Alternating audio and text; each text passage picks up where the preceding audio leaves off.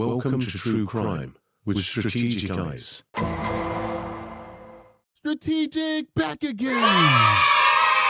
What's going on, guys? Welcome to another edition of True Crime Strategic. I got a real interesting story for you guys today. Actually, we're going to be looking at a documentary series that was done on the Cleveland sisters that were found in a suitcase.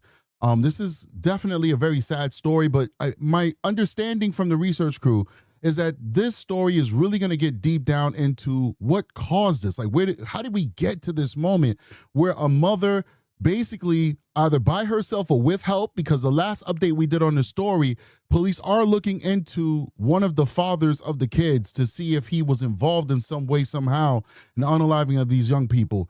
But how do we get to this point where you have 3 kids, 2 are taken away from society, from us, and the third one is unharmed? So we're going to check out this documentary. You're going to see how this works out. Hopefully it's probative. It most likely will be. I love when these small local news channels do their coverage because it's actually some of the best coverage that you get out there in the world. Like, there's a big difference between mainstream media, that media that's on cable news and on the big network channels, and the ones that are being done in these small communities that are often owned by families. Like, families have owned this station for generations. The bar is a little different. They can get things wrong too, but the bar is a little different. And I love that difference because sometimes we get honesty, ladies and gentlemen. So we're going to jump right into this one. Please like and subscribe, join the channel. Guys, this will be a multi-part series on my part because I have to go to work, so I can't stay here for too long. But I think we're going to stay here long enough to hopefully get the gist of what is happening in this documentary and maybe learn a thing or two new about this case, ladies and gentlemen. Let's jump into this. Before we get started, I'm going to ask you, please hit that like button, support the channel so we can get into the algorithm. And lastly, I'm going to say let's continue to pray for these beautiful young souls who left us, rather, much too soon. All right, big shout out to Sheila. She said she received her shirt. Hope you enjoyed, Sheila. Thank you so much for your support. Let's keep going.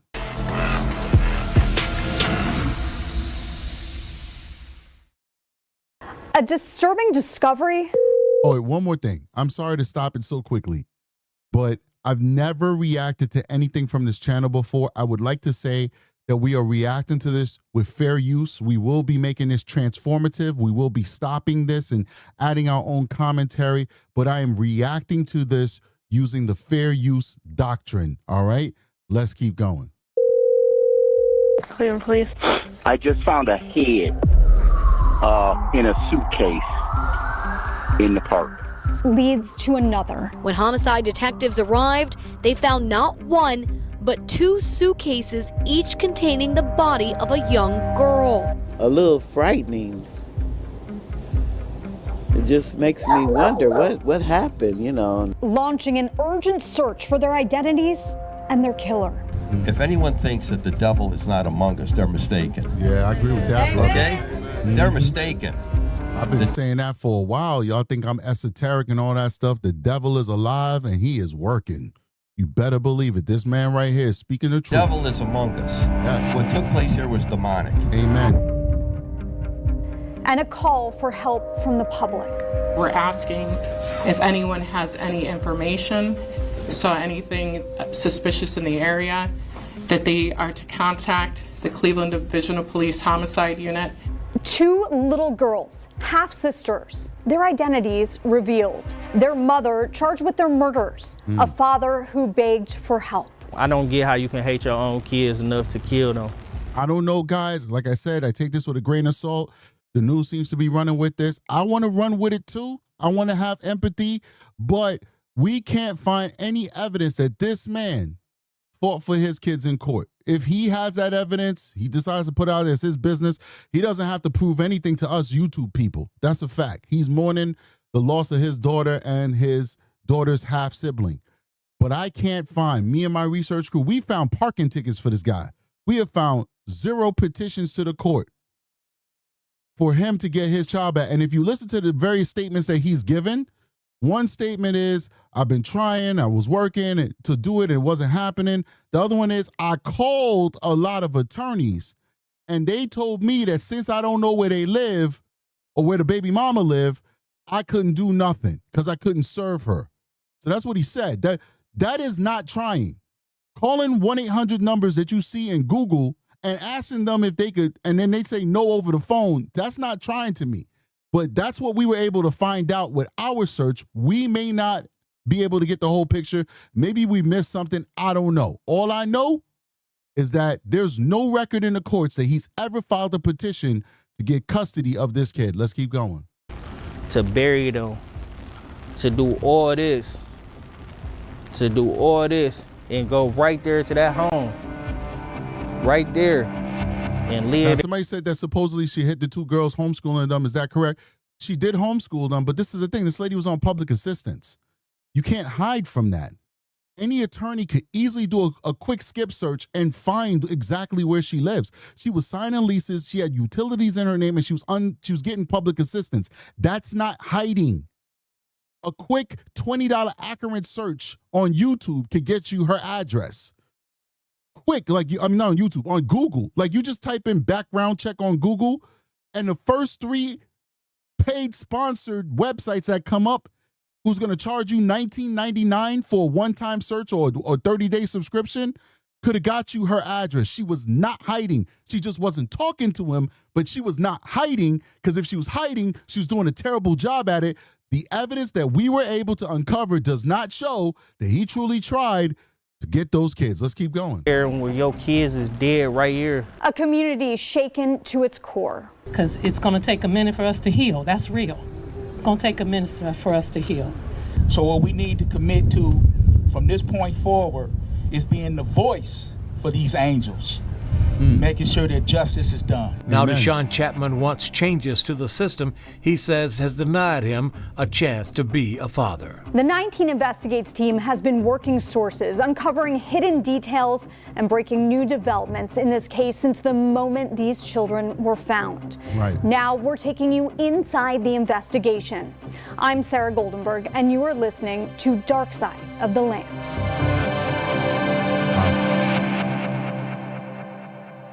It's an unthinkable crime. 2 little children gone too soon. They were sisters, little girls with big smiles. Amor Wilson, just 10 years old. Mila Chapman, just 8 years old. Their lives, their hopes and dreams, their childhood innocence stolen. Today is Wednesday, March 11th, and a suspect was in court today. I'm going to take you through what we know so far, starting from the beginning. We'll go through this case day by day as it unfolded over the first 5 days and everything that's happened in the courtroom up until now. A warning, this podcast episode features some graphic details that may be disturbing. Wow. Yeah, I mean, this is going to be good, man. Monday, It's March very 2nd, sad. day 1 of the investigation. The 911 call came into police just after 6 p.m. A man walking his dog made the disturbing discovery in the South Collinwood neighborhood of Cleveland. Cleveland 911, dispatcher on the do you need police, fire, or an ambulance? Police. Cleveland Police, what's the address of the emergency? It's a park, Midland and 162nd Street. I just found a head in a suitcase in the park. The caller tells the dispatcher his name and phone number. Okay, and is it a human head or an animal head? Yes, no, it's a human head in a suitcase with it looks like some other body parts. Wow. I was walking my dog and my dog stopped and there was something like half buried. It looked like a suitcase. I pulled it up and unzipped it and opened it, and that's what it was. Now, this is funny. When I say funny, I don't mean literally funny. Just interesting. It's like Harlem slang. That this guy had the wherewithal to open it up, see that there was a body in there, calmly call 911 to get assistance, right? But then the police officer shows up, and this dude is clearly scared to open it up. He's saying, oh, I left my flashlight. Mind you, it's daylight outside. Oh, somebody bring my flashlight. Hey, can we get everybody come over here so we can open this? And he has to wait. We're waiting for 15 minutes before backup arrives. Finally, backup arrives, and now he finally opens it up. I found that very odd. Now, some people saying that it's a crime scene and maybe he wanted other people to be there. That doesn't make any sense to me because he has a body-worn camera. what made sense to me is that you come on the scene, you've already been told that there's a body in there. Listen to this 911 call. They literally, this caller literally maps out that there's a body in it, that he opened it up and he saw the body. What the officer should have did is come on the scene, verify for himself that it wasn't a hoax, because sometimes people lie. Verify it wasn't a hoax, see that there's a body in there. Then instead of calling for people to come to back him up, he could call for people to come to back him up with the resources to shut down the crime scene. So he basically slowed and delayed what was supposed to happen, because he should have been on the radio saying, verified, there's a body here, send crime scene down, the medical examiner. So all those people to come in at one time, instead of him bringing other people to do what he was supposed to do initially. Now, big shout out to Sheila with a $50 super chat, man. Thank you so much, Sheila. Wow. I mean, that is really awesome and generous of you, and we really appreciate it, Sheila. Guys, please hit that like button, support the channel. Hit the like button, support the channel so we can get into the algorithm so that the show could be shown to a wider audience. Let's keep going. I just found that was odd and a little bit unprofessional, because we're paid to do these kind of things. We're not paid to be scared. And if there's any other profession, I would say that that's ignorant, because this is a human being and people process trauma differently. But this is a profession where you're paid to rise above that and to go above and beyond. That is what you're literally being paid to do. And if you can't handle that aspect of the job, then you can't be in that job. It's like a doctor being afraid of blood. I don't want a doctor working who can't give me a needle because he's afraid to see blood, or she's afraid to see blood. They may have the best intentions in their soul, but this is not the job for them. So let's keep going. And where is the suitcase? It's all the way to the back of the park. There's a black suitcase. I'm standing on the sidewalk right now, and you can actually see the suitcase from here. Okay, it was like half buried, and I was walking my dog, and my dog started sniffing it. I've been walking past it for a few days. Yeah. And I said, let me just take a look and see what this is, because it wasn't there like last week. I was hoping it wasn't that, but it is. A Cleveland police officer responds, checking in with the 911 caller. They talk on the side of the road on a warm March day. Here's audio from the officer's body camera. How you doing, sir? We're checking up right now. Understood. If you go, you can see the case from back here. It's all the way straight to the back. Close to that sign? Yeah, see the little black straight ahead in front of me? Okay. Straight, it's a suitcase? It's a suitcase. I've been walking past it for about a week now, because I take my dog. I stay right here. I take my dog. I usually walk her through there and then come around here. Okay. And for the last week, she's been stuck. It was like a mound of dirt. She's been stopped and sniffing like a little too long. Okay. And today I was like, well, I'm going to take it. I hope it's not what I'm... Right. And it was halfway buried. It's about this thick. It's about halfway buried. I pulled it up, unzipped it. I couldn't really see. And I opened it up and hid. Something no one should see. The field All right, so here's the guy. Like, now he calls 911, put it inside of the box, son. Put everything inside of the box. Sorry about that. He's being helpful. He's helping clean up. So put it in the box. Makes it easier for me. So we got the 911 call. The 911 call was clear about what he saw. This is the man that called the 911 call. Then he meets the responding officer. And once again, he's very clear and articulate about what he saw. He's a very intelligent man. You could clearly see, very composed man too, because he just saw a dead child inside of the suitcase. He now very articulately explains to the officer what he observed. And that's the officer that's going to take 10,000 years to go and find those little girls and get them out of that makeshift grave that is not holy, to finally be laid to rest with dignity. He's the one who delayed that process. I don't want to sound petty, man, but that pisses me off a little bit. And I think I may be a little unfair with this officer, and I'm going to say that I'm being unfair. But for some reason in my spirit, that just pisses me off. But whatever. Let's keep going. This man found the suitcase is right next to Ginn Academy, a high school at East 162nd Street and Midland Avenue. Houses line a brick road across the street in this neighborhood just about 2 miles from Lake Erie. Buried under the dirt, it was? Yeah, halfway. Okay. You can see a little part of it sticking out. And you said you noticed it for about a week already? Yeah, it's been sitting over there like somebody buried it or tried to bury it.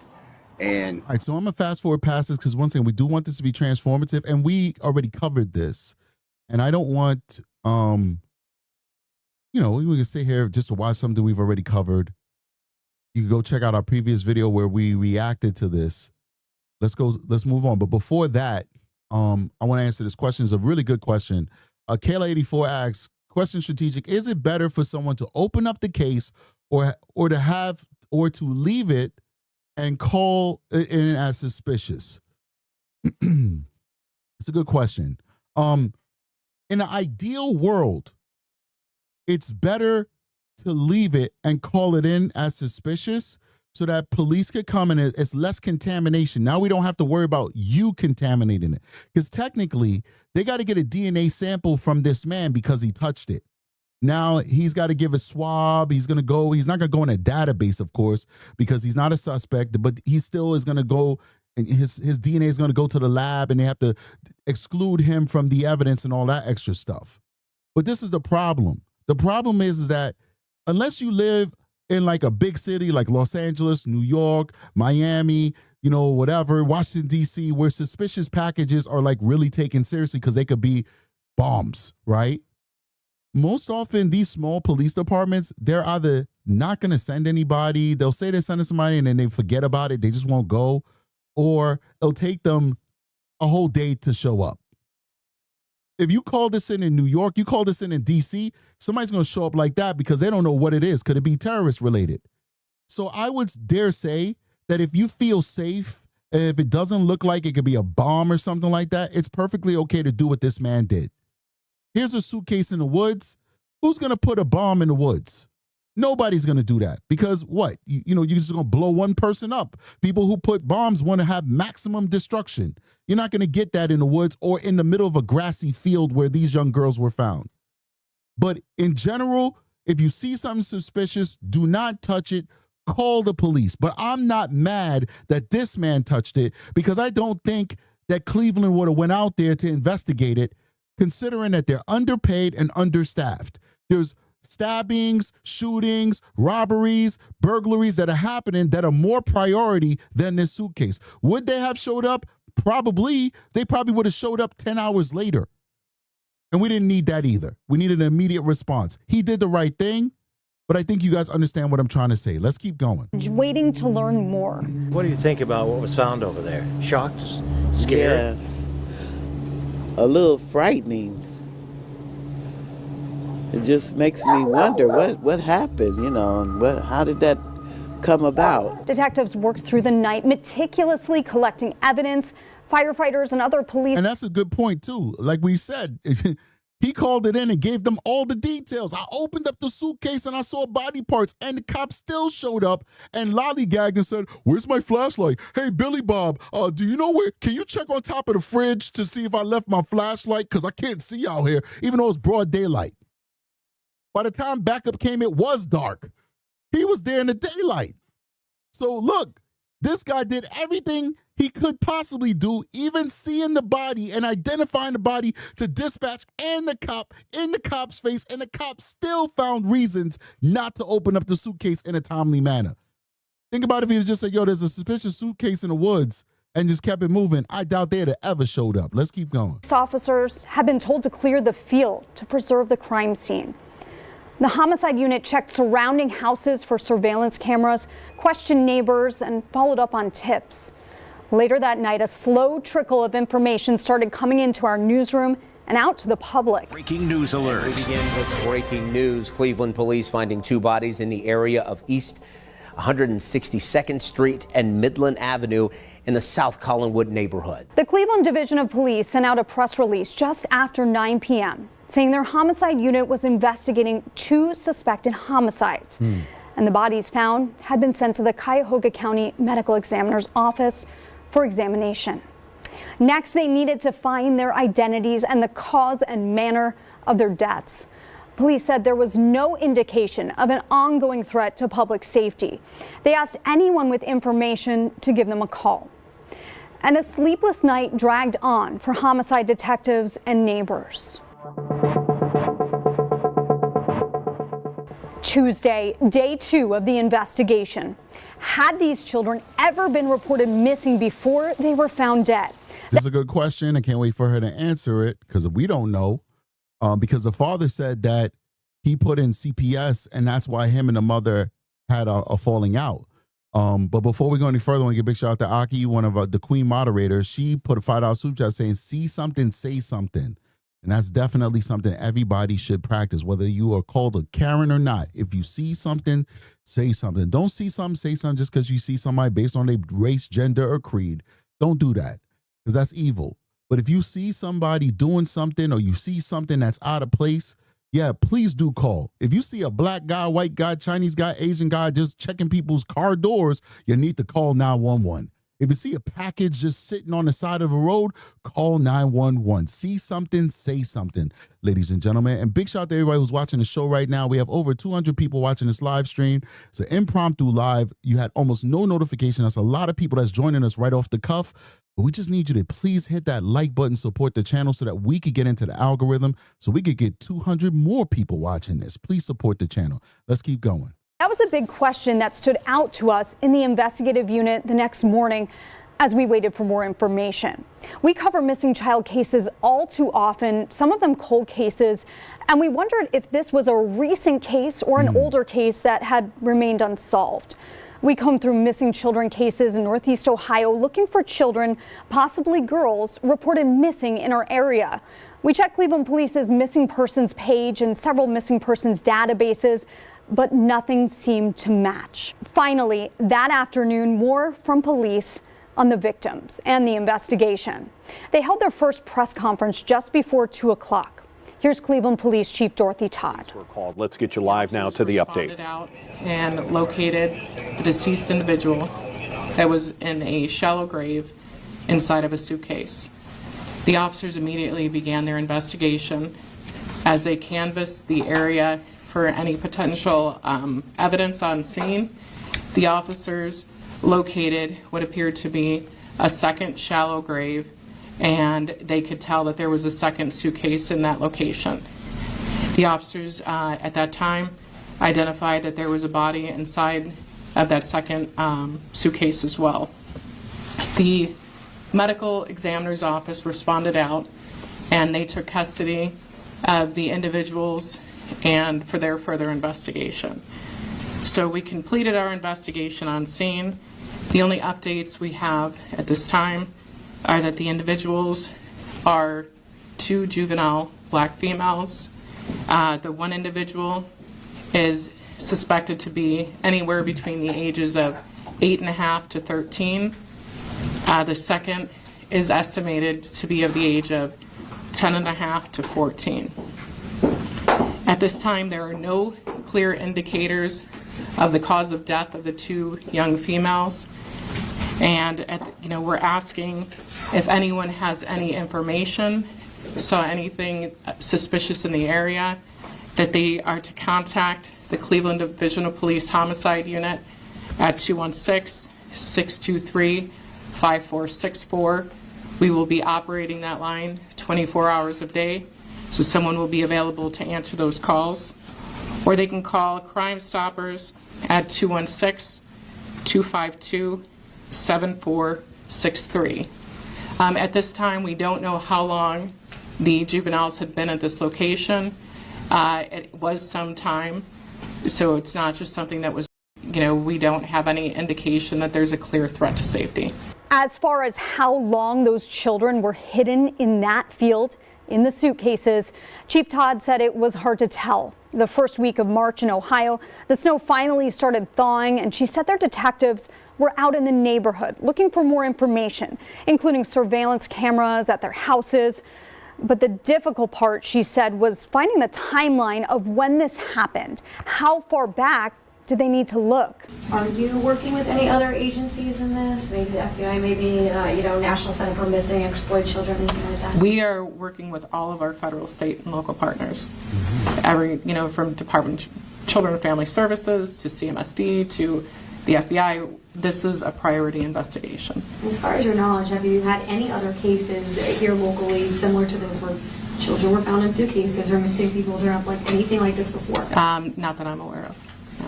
Chief, can you describe, when it involves children, I mean, it takes this crime to another level. It does. Can you talk about that?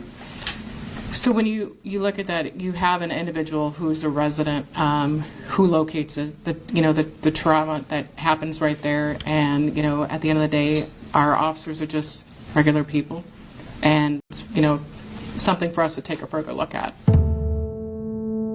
The bodies found were 2 young black girls who remained unidentified. There was no obvious sign of how they died, and police believe their bodies had been there for some time, but they didn't know how long. So many unanswered questions still. First, who were they and where were their parents?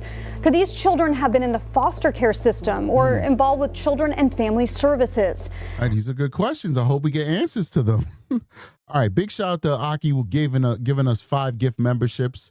So if you are one of those lucky people that received that 5 gift membership, please make sure you thank Queen Moderator Aki for showing love and giving back to the show that she is obviously a part of and plays a huge part of. So we appreciate you, Aki. Now, I do hear people talking about different types of trauma therapies, which is very relevant to what we're dealing with right now, because of the family members who are involved in this case will need a ton of therapy. What I don't understand is that there's so many different therapies that people are listing. I just don't hear anybody talking about talk therapy. There are all these different therapies of magnets in the brains and tapping and blinking. And I don't know much about therapy. I'm not a psychologist. I'm just a detective. But I've always attributed that stuff to quack science. And I could be totally wrong.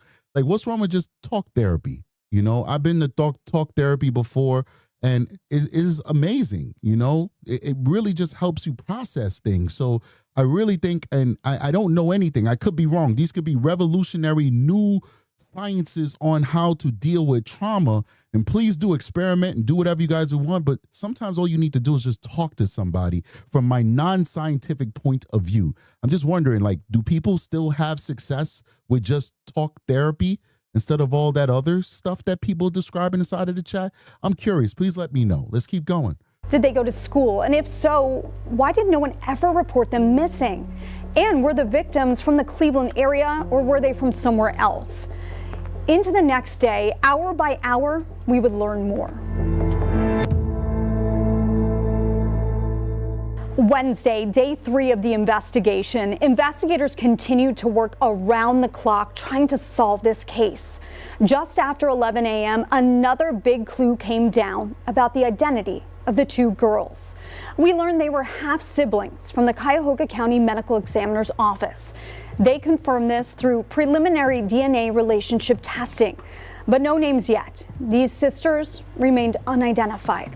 Then, just before our 5 p.m. newscast, a tip comes into the newsroom showing photos of police back in the area of the crime scene, searching a house 1 street over. 19 News anchor and reporter Caitlin McCarthy rushes to the scene with a photographer, finding crime scene tape roping off a street and police cars everywhere. Investigators seem to be focusing on one home, going in and out of it. Here's Caitlin's story that ran in our newscast that night.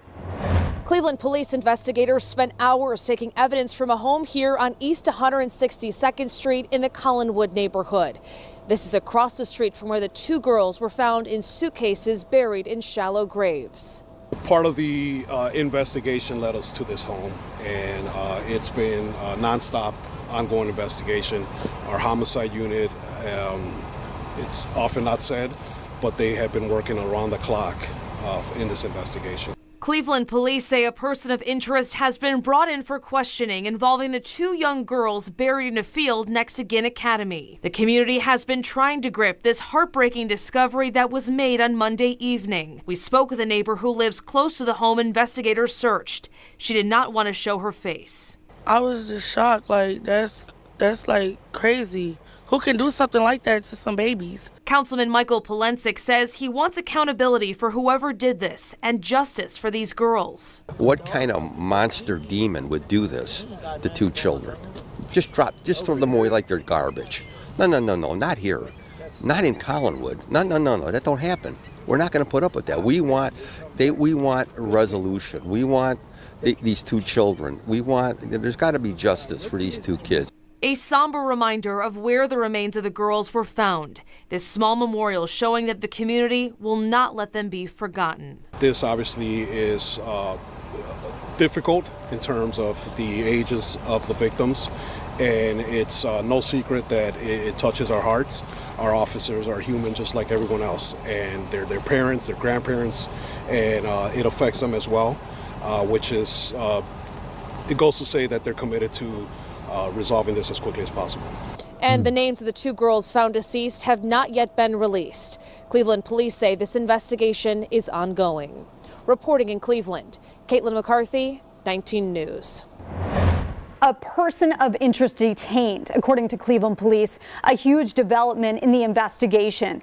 Caitlin spoke with Sergeant Freddie Diaz, who held a press. All right, so listen, I love this so far, but it is a very slow draw. Like they're really methodically walking us through it. But I really want to get to the meat of this. Or I don't know if they have the meat to it. I don't know if they're going to give us some insight into the family. Like, were these kids being fought for by the father? Were there prior CPS cases against them? Like, I'm really waiting for that meat. All right. So right now we're getting the bone, but I'm looking for the meat. All right. No disrespect to this channel. This is a good documentary, right? But for somebody who's following this show, not the show, who's following the story rather, I want the meat. Let's see if they give it to us. Conference on the scene that night. He said police had a search warrant for the house and someone had been brought in for questioning. As all of this unfolded, 19 investigators developed a possible suspect name and possible identities of the children. Who was Aaliyah Henderson and was she connected to this case? A neighbor told a 19 News reporter that Henderson lived at the home that was searched by police.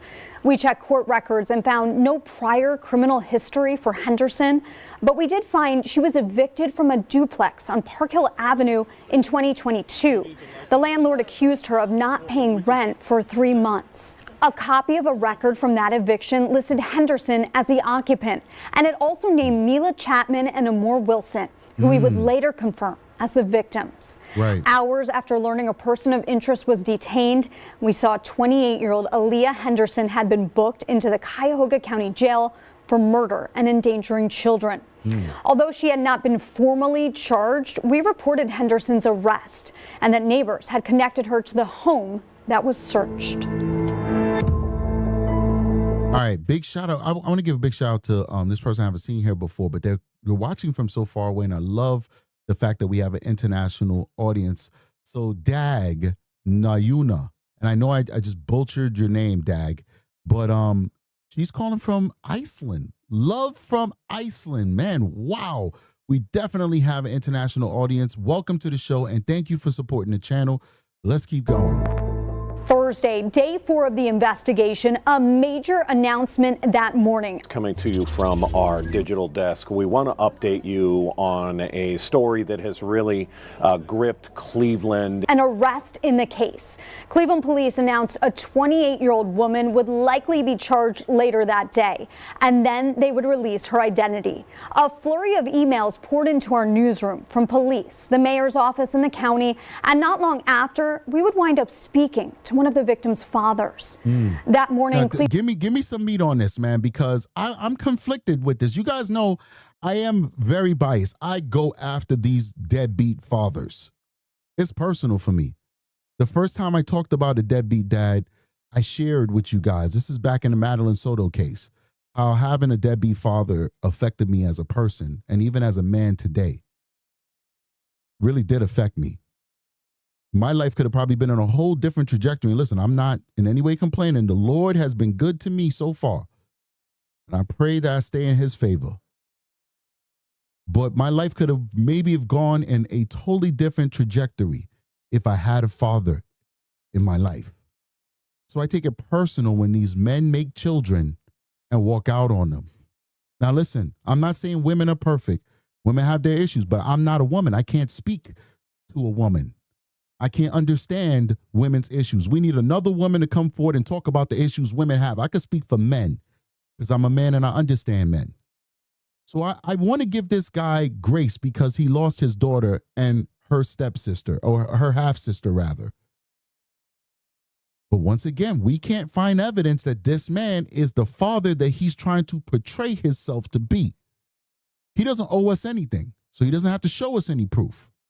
I'm just telling you, as a true crimer who tries to research these cases, tries to get court documents and all that good stuff.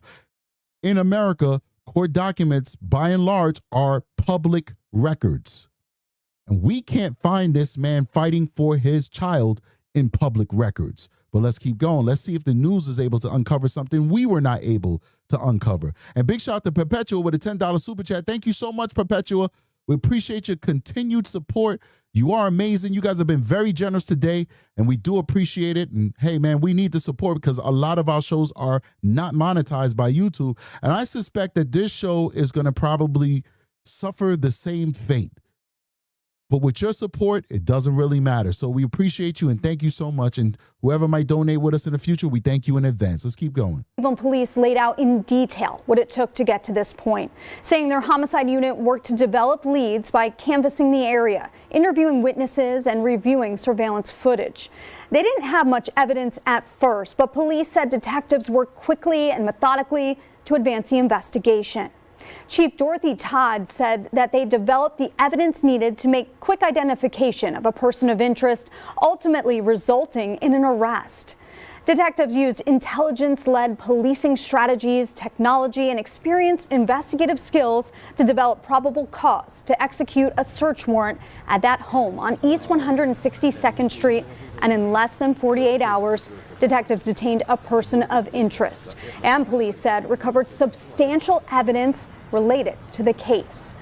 They also found a child inside the home who appeared to be in good health.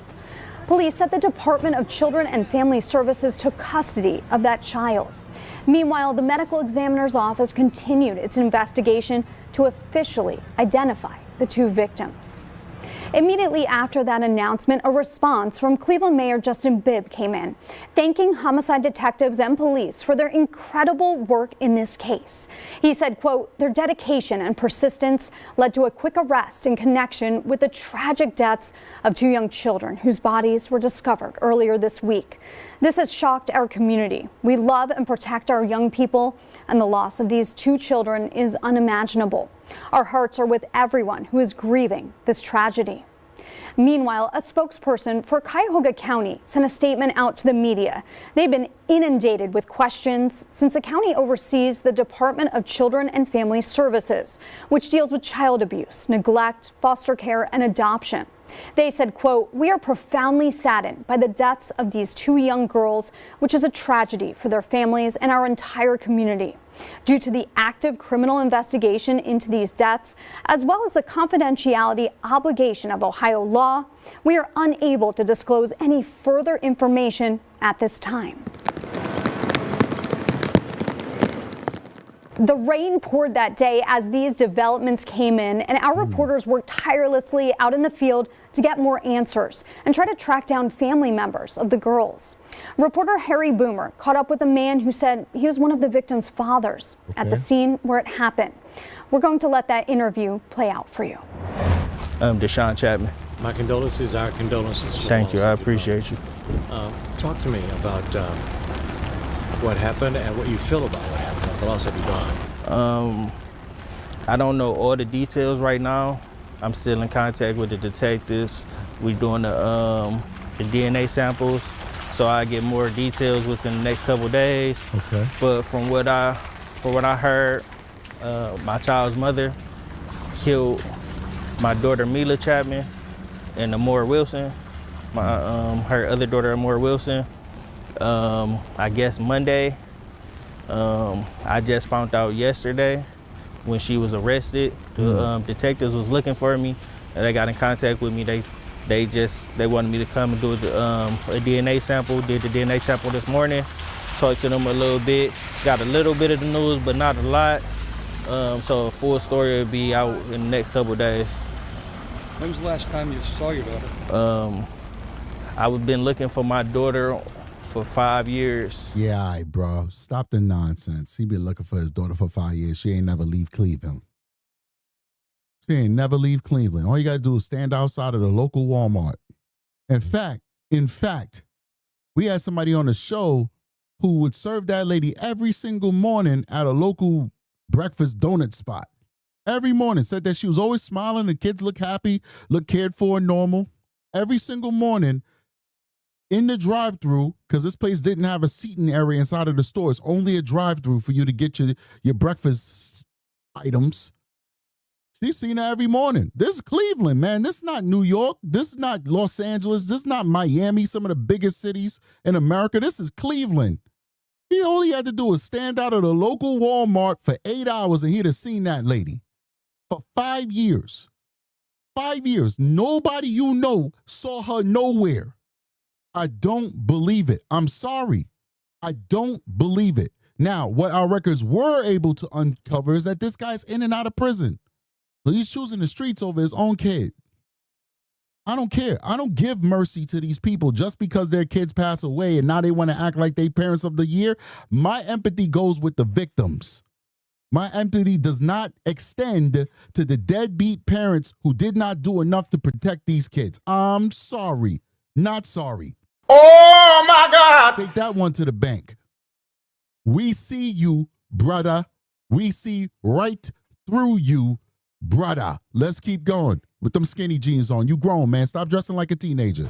I've been calling CPS, going to the courts, trying to get emergency custody, calling the police for welfare checks, but they deny all access because she's a mover, I guess. So, you know, in the state of Ohio, if you don't have the address of the person, but you have their full name and social, but if you don't have the address, it's nothing they can do for you.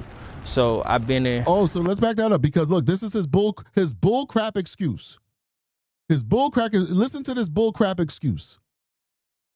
Listen to this. Got a little bit of the news, but not a lot. So a full story will be out in the next couple of days. When's the last time you saw your daughter?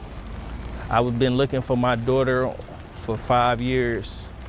I've been calling CPS, going to the courts. Now, CPS, we won't get any records from because CPS is confidential. But he said he went to the courts. No record of that. Trying to get emergency custody. No records of emergency custody. That would be in the courts. It does not exist. Let's keep going. Calling the police for welfare checks. We should have records of that. But you can't call for a welfare check if you don't know where they live, and he contends he did not know where they live. But let's keep going. But they deny all access because she's a mover, I guess. So, you know, in the state of Ohio, if you don't have the address of the person, but you have their full name and social, but if you don't have the address, it's nothing they can do for you. So I've been trying. He said he has her full name and social, but because he didn't have her address, there's nothing they could do for you. You have her full name and social. If you have her full name and social, that means you have her date of birth too. You could have looked up her address on your own, buddy. You didn't even try. Listen to this. To contact them, CPS told me, the CPS told me they're gonna get in contact with her. They got in contact with her, called her, and said, asked her, did the babies have food in the refrigerator in the bed? She said yes. They closed the case. Went down to the courts multiple times. There's no record of that. Listen, I want to address this. Bear says, strategic, take it from a victim. It's not always that easy. My father fought for my mother for years. He was a police officer. He didn't get custody until she tried to murder me. This is not your story, Bear. Your father, keyword, fought your mother. Fought your mother and got custody. He never tried. Listen to what I'm telling you. There's no evidence that he tried. Your father tried. So that's a different story. Let's find a true crime case where the person was trying and the judge was like, denied. That would be similar to your case. This guy, there's no record that he tried. And if he tried, we'd be able to see it in the courts. And we don't see it in the courts. There's no court records for the entire state of Ohio. Unless, of course, he says that she lived in Michigan. And we checked Michigan, and we didn't check Michigan. So we didn't check Michigan. So if he says Michigan or Alaska, then we didn't check and we're wrong. We checked for the whole state of Ohio. And we could find no records of him trying to file emergency orders to get these kids. It is what it is. Let's keep going. Perpetual with a $20 super chat says, love your heartfelt and honest commentary. I appreciate you, Perpetual. Thank you for your constant support of our channel, man. We really, really, really, really, really, really wholeheartedly are humbled by your support, and we appreciate you appreciating us, man. Thank you so much. Let's keep going. And Bear, I'm so sorry that happened to you. I'm so sorry that happened to you, by the way. And that really sucks that your mother almost took your life, and I'm happy eventually your father was able to get custody of you and save you from such a terrible situation. We do pray for you, and we're happy that you got through that. Let's keep going. Okay, in the last 5 years, I done had so many different lawyers. Even the lawyers couldn't get it. They told me if I don't have no address for her, there's nothing we can do. I've been trying to get her emergency custody like 5-10 times. They denied everything. So the last time I did have contact with her was about, she's 8, she about to be 9, so 4 years ago when she started kindergarten. Aaliyah reached out to me and asked me to help her for school clothes, school shoes, books and stuff that the class needed. She gave me the list. I bought everything, reached out to her, said, I got it, where do you want to meet? And then she disappeared again. Ain't talked to her since.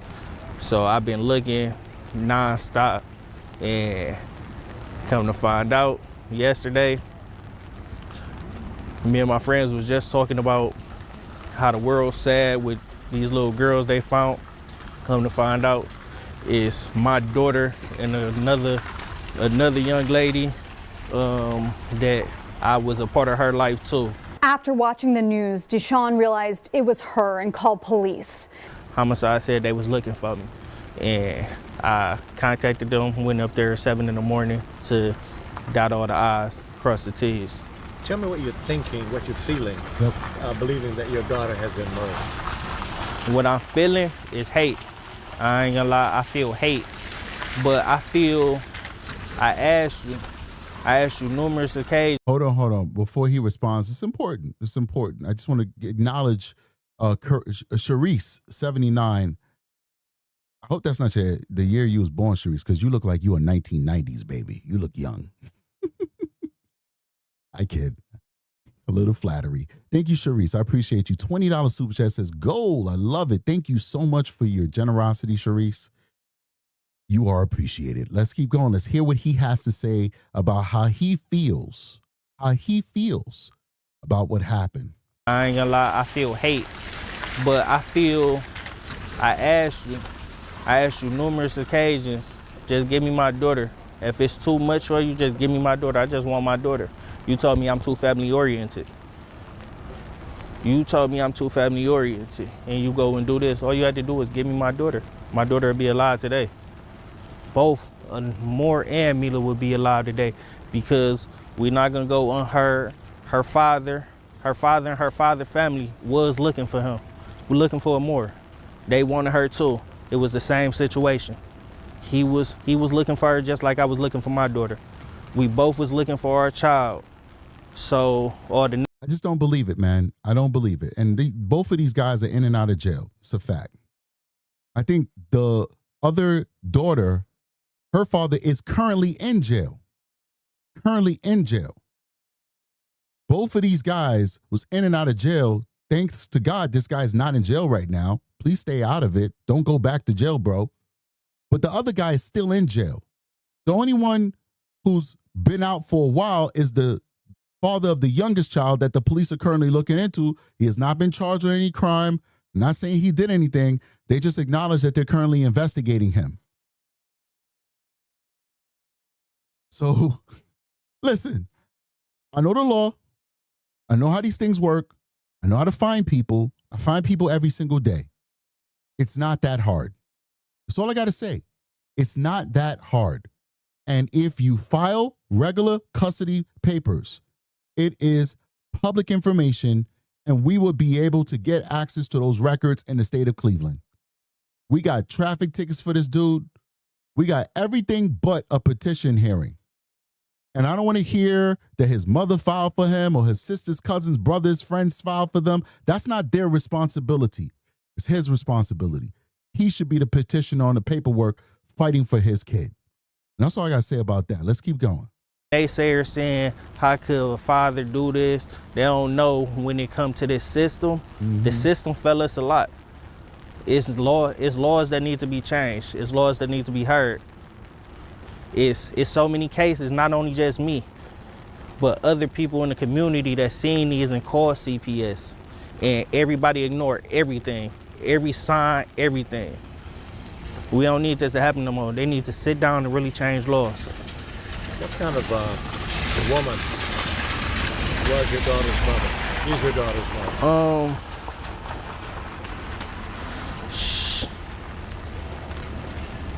I say she emotionally unstable. She a grown woman that don't know how to control her emotions. Yeah, but you laid with her and you put your priceless seed inside of her. You didn't know that when you was laying with her? You didn't know that she was nuts? You know she had a volatile side? You didn't know none of that. You know how many crazy women I experienced in my life before I settled down with the woman of my dreams? And I said, she looked good, she feel good, but she ain't good, so I'm keeping it moving. Discernment and discipline. Understanding that the person I build my family with has to be somebody who shares my values. You didn't care about that when you laid with her. You was thinking with lust, and look where you at now. Your child is gone, and you don't even sound like you crying. You don't even sound like you in despair. You going down on the list. CPS failed her. The courts failed her. I called this person. I filed for that. I did this. I did that. Nothing works. The laws work against us. You got to understand. I tried for 5 years. That's how he's sounding. And his daughter's gone. She was like 10 years old. She's gone. Gone in the worst way. I'll let you guys figure out how you feel about it. Let's keep going. I feel like she want to be the bigger picture. I can't say, but it's, from my eye, it's probably jealousy of the kids.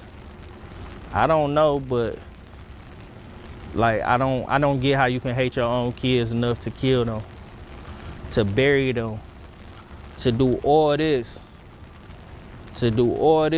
and go right there to that home, right there, and live there where your kids is dead right here. Yeah, I mean, I agree with him 1,000% what he's saying right now, man. And believe me, I just have an issue on whether he actually fought for the kids, but I believe that the daughter would have been 10 times better with him than with their mother, obviously. Obviously. You know? So in my perfect world, I would have prayed that he would have been able, if he wanted the girl, to have custody of her. Okay? Even if he didn't want her, he probably would have still been a better parent than the mother. But I agree. How do you do what she did and then go back to her home, which was right across the street, and pretend like nothing happened? It's diabolical. Go be a mother to another child while you just killed your other two. That's a fact. I don't understand how you can do that, and I hate you for it. Thank you. Anything else you want to say that we didn't ask you about? Change these laws. Yeah, make it better. Men do have a say-so in their child's life, married, unmarried. Make it better. We need our kids. We need to be allowed to be helped. Y'all need to allow us to help them. You know, I agree that the laws need to be changed. Believe me, this is not a feminist channel. I just call people out. So sometimes I'm gonna call out men, sometimes I'm gonna call out women. Just so happen this one, we calling out the men, abandoning their children.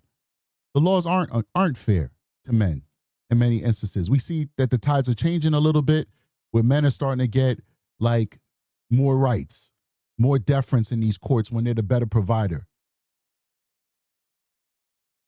But aside from us talking about just changing the laws, how about we change the culture? How about we start raising young men that actually value their seed? How about we start raising young men who stay out of jail so that when they do go before a judge, right, and they're trying to present themselves, they're not trying to present themselves like, hey, I'm a multiple felon, give me custody of my kids. Think about the position that you're placed in I'm not saying that this guy's a multiple felon. I'm just saying in general, because these guys are in and out of jail, but that doesn't mean that they're felons. They could have got 1 million misdemeanors. But think about the position you put a judge in, where you're going before a judge. The judge does not know. I'm sorry about that. The judge does not know who you are. The judge doesn't know. The judge doesn't know that the mother has an attitude problem, doesn't know that the mother has emotional problems. All right, I see you, Aki. I see you. Doesn't know that the mother is psychotic. So this is her good day. As she show up for court and you show up for court, and now the judge is looking at each one of you, and you see mother with no record, and then you see you with multiple arrests and jail stunts and all that, and you trying to convince the judge that you are the better parent than this woman who's standing here with no criminal record whatsoever. Think about how that's going to play out. You could be a men's right activist as the judge on the low and be biased as hell as against the mother. But who are you going to choose when you got somebody who's a career criminal trying to get custody over kids and you have a mother that has no criminal record? How about we change the society and the culture, and our young men stop engaging in criminal activity? Our young men start loving themselves. Our young men start using discernment and stop placing their seed in any old woman and then get mad when it don't work out. How about we start getting married before we have babies? How about that? We live in a time where there's so much technology that will allow you to get your swirl on without any consequences. You could get your swirl on and not get no diseases. You could get your swirl on and not have no kids. You could get your swirl on. You don't even need the plastic. You could go get the PrEP, and you could go take them shots that the PrEP people take, and then you don't even got to worry about catching nothing. You like a superhuman. You are immune to every disease out there. And people still choose not to take advantage of these technologies, and they go out there, they have risky, high-risk, irresponsible intercourse with people they have no business with, and then they get mad when they find themselves in this situation. If there's anything you could have foresaw, foreshadow, it's this. So I 100% blame the mother for what happened here. She's the monster who did this, not him, not nobody else. There were breakdowns in the system, CPS, schools, neighbors, whatever. There's breakdowns, but at the end of the day, the mother is the one to blame. But I am not going to allow myself to live in a world where people are not held accountable for their actions and their decisions. You made choices, buddy. And unfortunately, some of those choices resulted in you and others being in this position. We are not going to live in a world where people do not hold themselves accountable for what they do. All right, so what I want to do is I'm going to play something real quick. We're going to stop this documentary real quick because Aki sent me something she wants me to play. I don't know what she just sent me. Sent me the docs. Let's see this. Relative accused mother investigated. Let's see here. Is this it?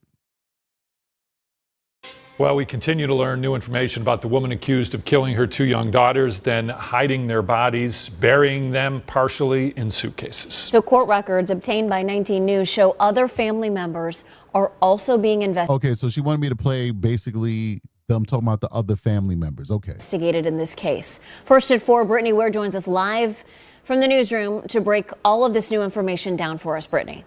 Yes, according to the Cuyahoga County Juvenile Court of Common Pleas, all of Aaliyah Henderson's relatives are being investigated by police, including the father of her 3rd child, who was found safe inside her home the day that Henderson was arrested. New court documents show that child is just 6 years old and is now in the care of Children and Family Services. 19 News is not naming the father because he has not been charged, but court records list him as a person of interest in the deaths with a history of domestic violence. Because of that, the 6-year-old has been placed into emergency care. Court records also show the father has not had contact with this child since they were 6 months old. The father denies all allegations of abuse. As the community mourns 10-year-old Amor Wilson and 8-year-old Mila Chapman, many are asking, how did no one know that 2 little girls were missing? The girls were never reported, and their bodies were found last Monday by a man walking his dog in a... So obviously the boyfriend is going to be a suspect because he's living with this woman, another hobosexual. You don't know what a hobosexual is? Look it up. It's an epidemic in America. It's a lot of hobosexuals. These people not like money. Like I like going to work and every 2 weeks. First of all, we should get paid weekly, by the way. Who started this bi-weekly bull crap? We need to change that to weekly. Send me my money every week. Why I gotta wait 2 weeks to get a check? All right, whatever. That's besides the point. How many, ladies and gentlemen? Well, I digress. How do you live with this woman? I'm like about to go in on the hobosexuals, but enough of that. How do you live with this woman and these kids are gone and you're not saying nothing? You are a suspect, buddy. You are a suspect. So, of course, he's being investigated as a suspect because he's living in the house with her, being a hobosexual. So he ain't got no job. He can't say, hey, I'm working on an oil rig and I'm away for 6 months. I'm in the offshore oil rig and I'm away for 6 months. So I didn't know. He can't say that. He's staying in the house playing Xbox 360, PS5, and those girls are missing, and he said nothing. He is a suspect. You could look forward to this guy being charged, in my opinion. Of course, he's innocent until proven guilty. Let's keep going. Field near Ginn Academy on Cleveland's east side near East 162nd Street. The cause and manner of deaths have not yet been determined. But 19 News spoke to Cleveland Metropolitan School District, and they confirmed that both girls were enrolled in CMSD between August and November of 2022. On November 4th of 2022, both girls were withdrawn and transferred to Ohio Distance and Electronic Learning Academy, a tuition-free online public school. It's not known who withdrew these girls, but we did reach out to the academy for comment, but have not yet heard back. And Henderson has been... All right, so we're going to jump back into that, but this is a good one. Basically, everybody's being investigated. Now, big shout out to Miss Rue. Now, Miss Rue is being... Oh, my God, you are so generous today. First of all, we got to go in order, the pecking order. Miss Rue gave 5 gift memberships. 5 gift memberships to 5 lucky people. So please thank Miss Rue, whoever got that. And then she went a step further, which she didn't have to do it, but she did it because she's an amazing person and she believes in our mission. Miss Rue gave us a $50 super chat. $50 super chat. She says, shout out Strategic Mods and Research Crew. Hashtag Black Bonnet Gang. Gang, gang, gang, gang, gang. Big shout out. If you don't know about that, you need to go watch my D4VD videos. You can catch that playlist and hear all of our coverage on the search for justice for Celeste Rivas Hernandez. Big shout out to you, Miss Rue. Thank you so much for supporting the channel. We appreciate you. That's freaking awesome what you just did for us. Let's keep going. Okay, so my daughter, the short time I did have with her, she is happy. Always smiling, always cheesing. She was a kid's kid. Girly girl, kid's kid. She was a daddy's girl when I was around. It was like anybody can be around. It could be 100 people around, but when daddy there, that's all she wanted to talk to. Like, she loved her sister. She loved her sister because I was around with her more. So she loved her sister, like the typical big sister, little sister, you know, knit-knat, mess with her, annoy her, but they love each other. They sleeping in the same bed or camping in the living room. I got pictures of them camping in the living room, laying on the floor, just want to be together, just happy. Family. Yeah, just a family, just want to be happy. And it was cut short. I can't see her smile no more. The only time I can see her smile through a video. And it's sad. It's not even sad. We not even gonna disrespect the word sad. It's disgusting. Right. I agree 1,000%. Thank you. Yeah, I agree with his last sentiment. And listen, you know, I appreciate him sharing his experience with her. You know, like I said, I have my reservations on whether he's being honest about how hard he was fighting for her, but in no way would I ever try and argue with his experience. What he's saying is his experience. If that's his experience, then that's his experience, you know. But damn, it's very sad. It's very, very, very, very sad that these girls had to go through such exceptional trauma from the person that is supposed to love them the most, which is their mother. Let's keep going. Let's see what else you got for us. Their interview, Deshaun goes to the spot where his little girl was found. The rain continues to pour on the flowers, a handwritten note, a teddy bear, and a single candle sitting in the dirt near the trees where Mila was found. 3 of his friends surround him, giving him someone to lean on as he grieves. We've tried to verify Mila's dad's claims, but at this point, nothing has been verified since children's public agency records are confidential in Ohio. Later that evening, it's official. We finally have the names of the victims. Amor Wilson, 10 years old, and Mila Chapman, 8 years old. The Cuyahoga County Medical Examiner's Office identified the little girls through DNA relationship testing by comparing their DNA to family members like their fathers. Still, how they died was not released, and the investigation into the cause and manner of Amor and Mila's death continues. And we got a glimpse of Mila from her father, Deshaun. He sent us a cell phone video of her from years ago when she was a toddler. She's wearing a green button-down shirt, her hair in 2 braids with yellow bow barrettes. Her deep brown eyes and beautiful smile seem to jump off the screen as she jokes with her dad. I don't want to see that. Say hey, Grandma. No. Say it. Say it.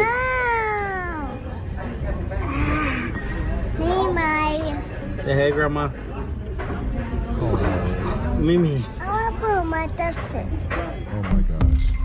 And you know what's really sad in this case, guys, is that I've never seen it. All right, so they probably exist. But I have not seen much of any pictures of how these girls would look now. Understand, they keep showing us pictures of them when they were toddlers. These were not toddlers, they were big girls. They were 9 and 10. They were huge. They were talking regular English, like not baby talk. These kids were, like they were high in grade. Like, they were like 4th grade and 5th grade. These were big kids. These were big kids. And we don't see any pictures of them, any videos of them, which means that this mother literally withdrew them from society. Literally withdrew them from society. When my kids have their, like my son, he's 7, he has an iPad. My girls, they're much older. One is an adult teenager. The other one is just smack daddy in the middle teenager. So they have cell phones, the newest cell phones. In the event that their grandparents cannot reach them for 2 seconds, I get a call. I get a call from my mom all the time, like, hey, I just tried to call, my granddaughter. She didn't pick up. Can you tell her to call me back? Their grandparents on their mother's side, same deal. Hey, I just tried to call your son. Our grandson, he didn't pick up. Can you call? He's 7. He just has an iPad. He doesn't have a phone. And his stuff is heavily locked down, so only the grandparents and his sisters and his mother can FaceTime him. I'm the oddball with Android, so I'm not a part of that FaceTime stuff. I get that call like, yo, was everything okay? The moment they disappear for 2 seconds and I'm not answering, I guarantee you they're going to have the SWAT team looking for us. So it amazes me. Let's take the fathers away, okay? It amazes me how they didn't have extended family members on the mother's side and the father's side. Remember, there's 3 different children, 3 different baby daddies, and nobody is looking for these kids. We don't see them as a part of the missing kids registry. We don't see none of that. It's amazing, man. By the end of the night on day 4 of the investigation, Mila's own mother was officially charged. Aaliyah Henderson, 28 years old, who was booked into the jail the previous night, faced 2 counts of aggravated murder for the deaths of Amor Wilson and Mila Chapman. On the charging document from Cleveland Municipal Court, a detective with Cleveland Police wrote, quote, "Through the course of our investigation, we learned that Aaliyah Henderson did knowingly and purposely cause the death of Jane Doe 1 and Jane Doe 2. After their deaths, Aaliyah Henderson did knowingly and purposely place Jane Doe 1 and Jane Doe 2. I'm going off left field real quick. I'm going to actually have to end the show soon, and maybe we'll just tackle the rest of this later. But I'll let her finish her statement. But I call, somebody said, Kala says Apple gang. She probably got the Apple phones. I call Apple the PD phone. Apple's a pedophile phone. People say, why? I have an Apple. I'm not a PD. If you have an Apple, which this is an Android, you got the pedophile phone. Why? Because Apple has so many security features in it to prevent law enforcement from getting in those phones. It does nothing but protect the bad guys, the terrorists, the schmurderers, the rapists, and the pedophiles. Don't get me wrong. We know how to get into it now, but it's very difficult. But they have unnecessary security. Security that if somebody steals your phone, they won't be able, the normal security you see on every cell phone, if you lose your phone or somebody steals your phone, they can't get in your phone. This is government level encryption, which you would not have to protect yourself from the government unless you're doing something bad. Unless you're doing something bad. So there's no need to have that level of protection because no run-of-the-mill thief or drug addict or whatever, or even like professional cartel phone stealing group of people, they could not access these phones with the normal protection. Why does Apple put this level of protection on their phone? Which, in my experience, only benefits the worst of the worst when we're trying to do what we're trying to do, which is to get justice for the victims. I don't support Apple. My family has Apple. That's their thing. I don't support Apple. Android doesn't play that game. Android protects you, protects your phone from thieves and all that good stuff. They steal your phone will get bricked. They can't resell it, resell it or whatever. But they're not out here helping these pedophiles like Apple is, in my opinion. Let's keep going. In suitcases and bury them in shallow graves. The document listed the birth dates of Mila and Amor, but not their names. A reminder, Henderson remains innocent until proven guilty.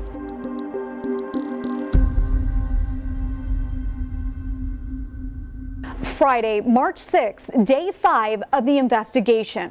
Our first in-person look at the mom charged with murdering her 2 young daughters, as Aaliyah Henderson was arraigned at the Cuyahoga County Justice Center Friday morning.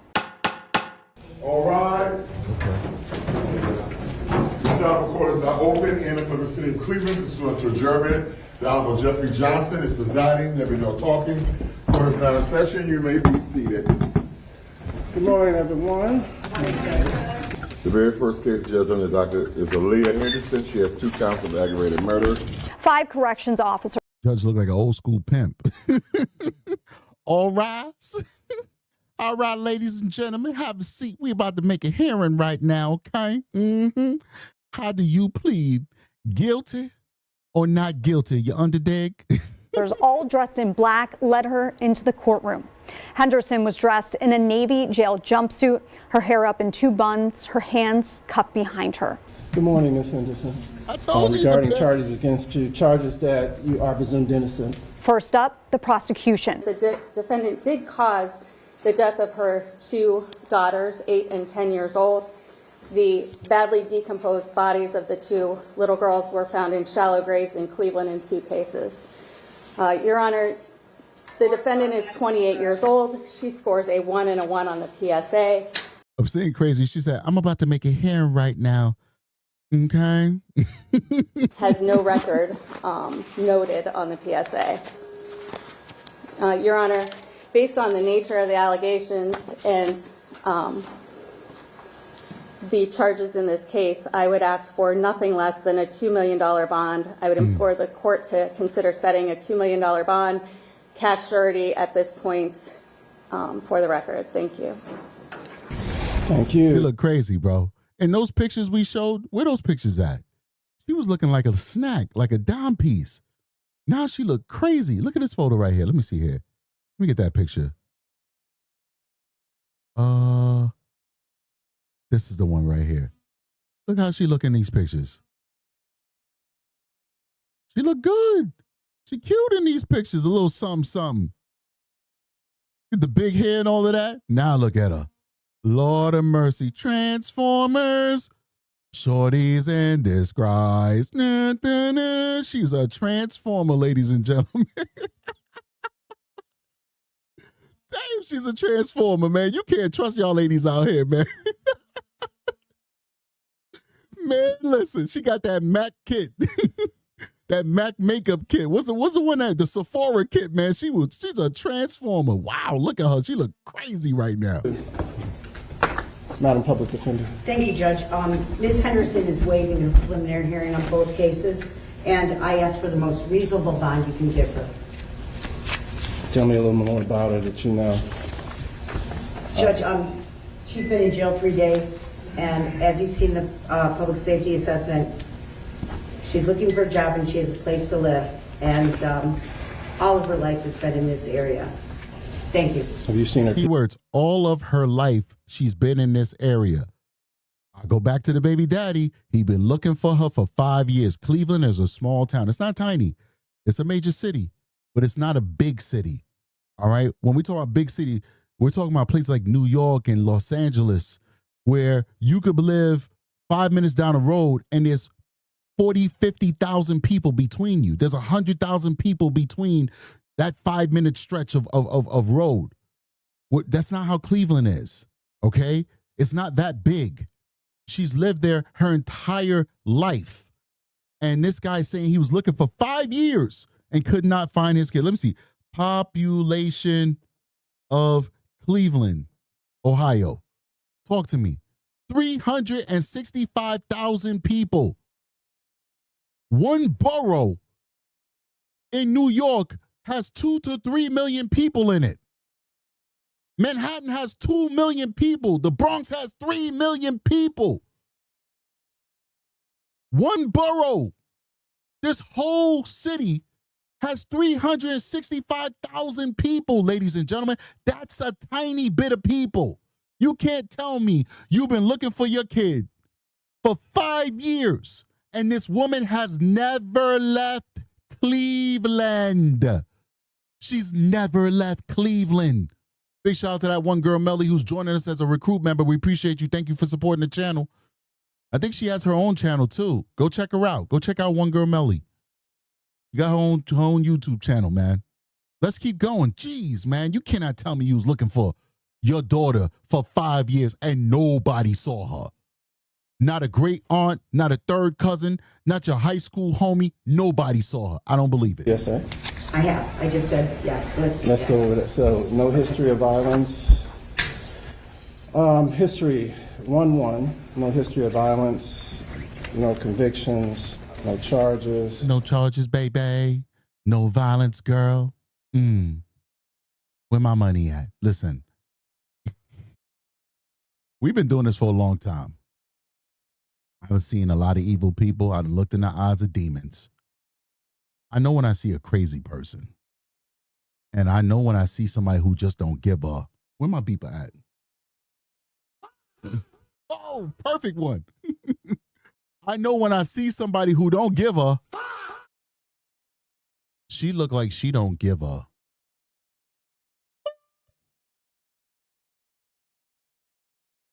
She don't give a... I got to master this soundboard. She don't look crazy to me, ladies and gentlemen. She look like she don't give a darn. Seriously, look at her eyes. She does not care. There's not a care in the world in this woman's eyes. I could be wrong, but that's what my spirit is telling me. Let's keep going. Given the nature of the allegations, as well as my concern for the safety of the public, we will deal, the bond will be $2 million. Ms. Henderson, work with your attorney, go to your hearings, and fight for your innocence, okay? Good luck. You take care. You see? That's why she's not crazy. Look how she responded to the judge. She totally understands what he's saying. She's being cordial. She's being professional and respectful for these court hearings. And her responses are immediate. She's only been in custody for 3 days. It's not like they have her under intensive psychiatric treatment, that they've identified that she has psychiatric issues and that she's been taking her medication and stuff like that. None of that. None of that. Just look at the small interaction that she had with the judge. It shows you that she's of sound mind, ladies and gentlemen. Watch this interaction. Look at her face. Listen. Look at her responses. The bond will be $2 million. Ms. Henderson, work with your attorney. Go to your hearing. He says her name. She looks up at him. And he's telling her advice on what she should do in her court case. Look at her response. Fight for your innocence. Okay? He says yes. And now he's going to give her more advice. Good luck. You take care. And then she says thank you. She looks back at him. She says thank you. And she keeps it moving. $2 million bond. According to the judge, it was $1 million for each charge of aggravated murder. The judge reminding the room and the public Henderson is innocent until proven guilty. The community is hurt. This should not be happening, and it shouldn't happen ever again. On that sunny, unseasonably warm afternoon, the community gathered on the field next to the school where these little girls were found. School buses parked in the background, reminding them this is supposed to be a safe space for children. They held a vigil to pay their respects to 10-year-old Amor Wilson and 8-year-old Mila Chapman, dropping off flowers, balloons, and stuffed animals in the 2 spots by the trees where their bodies were found. Wow. Several people. That's a cute kid right there. Look at that little baby. Babies are the best, man. I don't understand how these people just be ending the most precious things on the planet. I don't get it. It doesn't make sense to me. And you know, it's not supposed to make sense because it's not supposed to happen. So let's just keep going. People spoke, including Art McCoy, a community activist with Black on Black crime, and city council member and public safety. All right, so this is what we're going to do. We're going to end the show on her 911 call. This is from Plunder. Big shout out to Plunder, one of my favorite channels on YouTube. I always shout Plunder out because I really mean it. All right, I really mean we don't have no partnership, no connection. I don't get paid by her. I'm just a true crime connoisseur who happens to do true crime on my own time. And I know quality when I see it, and Plunder is A1 quality. Her and Grizzly, quality. And that's why I always shout them out. I always show them love because I'm a fan. I'm not just a content creator. I'm a fan. So we're going to play Plunder, who got the 911 call from the mother. So we listened to the 911 call from that man who found the babies inside of the woods, inside of the suitcases. Now we going to listen to the 911 call from the mother. From the mother. Let's listen. It says 2 minutes in. Monday, March 2, 2026, 18:03 and 57 and 22 seconds. It's the mother. Cleveland Police, how can I help you? I'm confused. Is that the ride? Is it? Police? Hey, how you doing? I'm calling because the police was just at my door. What's the address? Plunder, True Crime Audio. Michael? Girl. Huh? You said 7... What was it? Yeah. East 162nd. East 162nd. I never heard this before. Yeah, you said the police were just at your house? Yeah, girl, talking about a child wellness check. You hear this knucklehead? She talking to 911 and she talking about, yeah, girl, talking about a child wellness check. What? This is not your homie. This is 911. This lady's nuts. Let's keep going. Okay, why do you need police now? Girl, I was calling to ask why they're knocking on my door talking about checking on my kids. So you want to speak to the officer about that? Are they still there? No. I'm not at home. I'm getting called. Okay, is there anybody who's home now? Micah, what did they say to you? Tell Micah to talk to the police. Are the police still there? Oh, he said that they was claiming to be knocking on everybody's door to check on everybody's kids in the neighborhood. Y'all doing that? So are the police there talking to Micah? Well, they gone now. Okay, so tell Micah to get the officers back, and then maybe she can hand them the phone. The police they're not there though. That's what I'm calling for, to figure out what's going on. Can she still see the police? What is going? There's no other way for me to find out the information. So she's scared. She's trying to call the cops to figure out why they knocking on doors. But she should have known that they found those babies inside of the suitcase. Like, y'all didn't even try to hide them. Y'all didn't even try. They would have had more time because obviously the parents weren't, the fathers was not at least having a good time finding them. It wasn't working. Whatever the fathers was doing, it wasn't working. So you would at least had a few months, if not a year or two more, God knows how long, without people discovering that those two girls are gone and no longer with us. You guys just literally just threw them in a field. Did you not think that, what did you think would happen? You think the earth would just swallow them up? Like, what do you think would happen? Do you not believe that eventually somebody would have found them?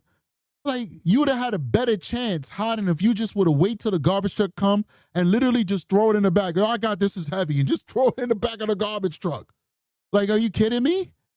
Like, it doesn't make any sense, man. This is just nonsense. And listen, hey, girl, I'm trying to figure out why the police was knocking on my door, girl. You hear me, girlfriend? I'm just trying to figure this out. What? Wow. The police are there. That's the thing. Like, they have all the Nobody said the police was there. Yeah, I'm calling a non-police officer. I'm not calling 911. I'm calling to find out why they're knocking on the door. He also mentioned that they knew my name already, knew I had 5 kids. If y'all doing a wellness... She got 5 kids? Where the other 2 at? Oh, I think those other 2 is with their father. Oh, I think I heard that. She really has 5 kids, but 2 are with their father.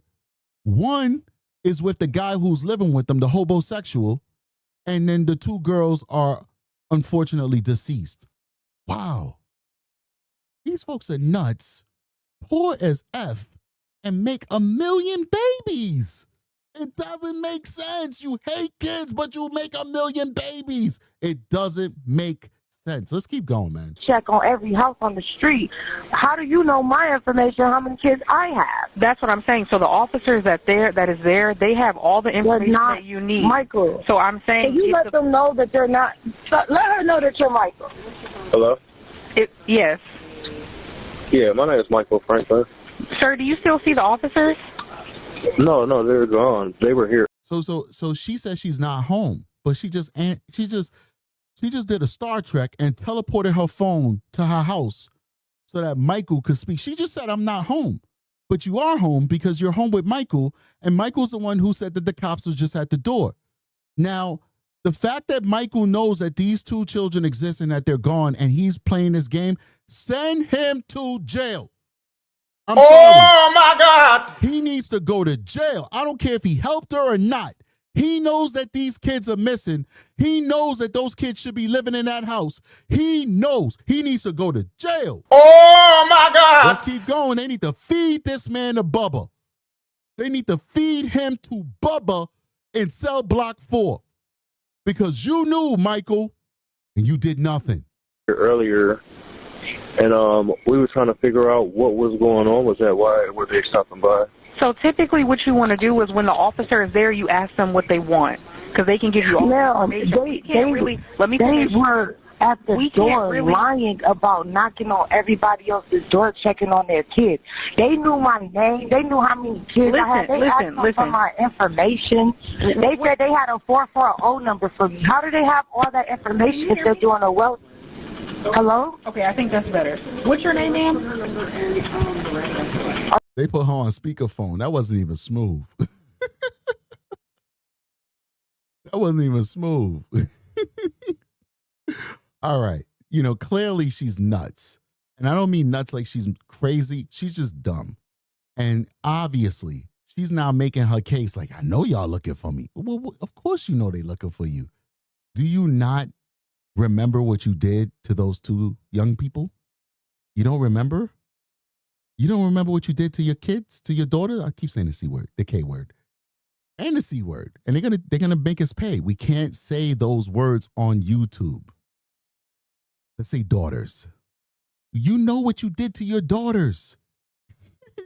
And you asking questions like, why they looking for me?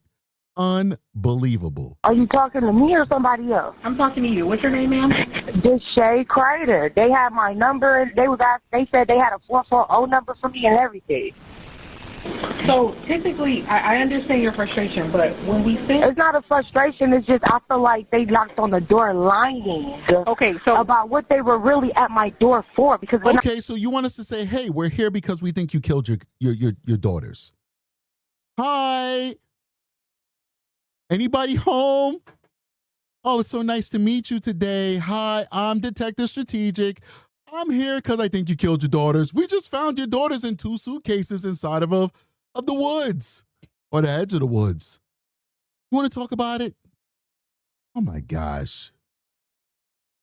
Come on. Not like they went door to door. Is there a reason you're speaking over me? Now, I called you guys to give you the information that I know. You have to let me speak. We have to have a conversation. You're speaking over me. Okay, listen, 911 operator. Just be quiet. We're getting evidence right now. We're getting evidence. Let her speak. What the kids say? Let her cook. Let her cook. Let her cook herself in the criminal justice system, okay? Don't get frustrated with her. Let her talk because what she's saying is nonsense and it's only going to be used against her in a court of law. Oh, my God. Okay, can I speak to the officers? The officers were at your house. Just let me say this, okay? No. You say yes, and then don't put an officer on. Just put your supervisor like, howdy, this is the officers you wanted to speak to, ma'am. What would you like to talk about? That's what you do. Melissa says she lied about her name. Of course, I caught that. I was like, that's not her name. Huh? I was like, that's not her name. What's happening here? She lied about her name. She said her name is Deshae Carter. She related to Jay-Z or something. She got the Carter last name, whatever. Yeah, this is interesting. Let's listen. When the police are out, you want to ask them all the questions that you have because this is dispatch. Once an officer is out there, it's beyond us. So we don't know exactly everything that goes on once it's past being dispatched. Does that make sense? Okay, is there a way for me to get the information? Where are you now?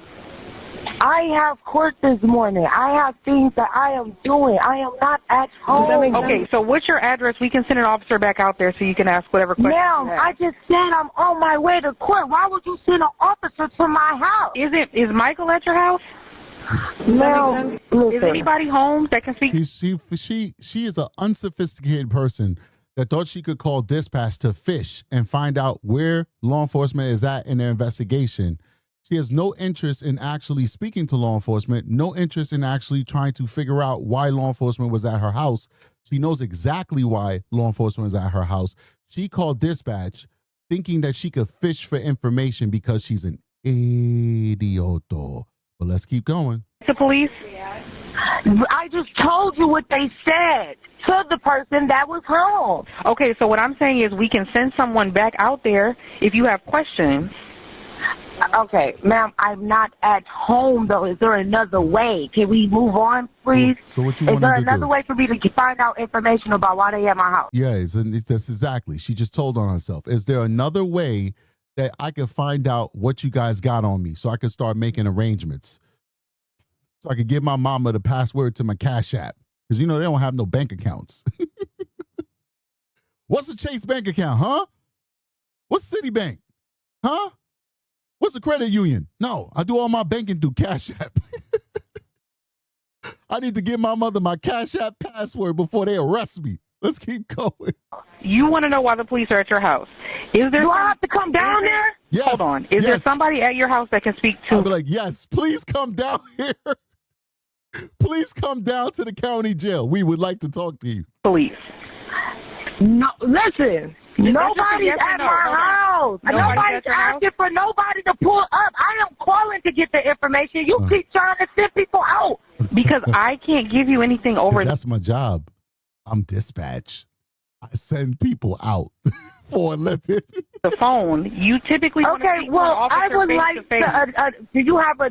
Oh my God! So I need to go down there. Is what you need to do? Because I'm not at home. What the fuck? Good job. I love this dispatch lady. She said, "Yes, come on down. Come on down." Yeah, go down there. That's what it sounds. I would rather you tell me that. I'm not saying I'm staying at home to wait on. Yo, hold on. I love this. Proverbs 17:28. Even a fool who keeps silent is considered wise. When he closes his lips, he is deemed intelligent. Amen to that, Plunder. Amen to that. This lady is nuts. Big shout out to Plunder. That is so probative. I didn't even know this existed, and I subscribed to Plunder. It says unsubscribed here because I'm using Brave browser because I'm tired of all the commercials we get when we play our videos and stuff. But on I am subscribed to her channel when I'm logged into YouTube. I'm not logged in. You see it says sign in up here.